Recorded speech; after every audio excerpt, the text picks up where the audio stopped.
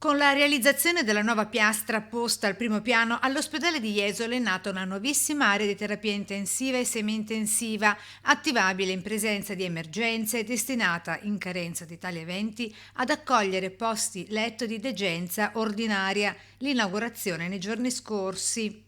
18 letti di area critica, speriamo di non doverli utilizzare, la utilizzeremo per i ricoveri ordinari di area medico-riabilitativa, ma è chiaro che nel momento in cui ci fosse un'emergenza sanitaria di qualsiasi tipo e la Regione ci chiedesse la disponibilità di questi letti per questa azienda o anche per le altre aziende della Regione, noi in 24 ore la rendiamo, massimo 24 ore la rendiamo disponibile. Si tratta di un intervento da oltre 1 milione di euro. La nuova unità operativa è indipendente rispetto agli altri reparti ospedalieri. In tal modo, in caso di attivazione per ricoveri legati ad eventi pandemici o maxi emergenze, verrà garantita la continuità delle attività ordinarie anche per l'assistenza sanitaria turistica. Un presidio sanitario di alto livello è anche garanzia del successo dell'offerta turistica della nostra città, ma direi della costa veneta, perché ormai è dimostrato che numerosi turisti, soprattutto di provenienza straniera, di quel segmento family, scelgono la destinazione meta delle proprie vacanze anche e soprattutto in base all'offerta sanitaria.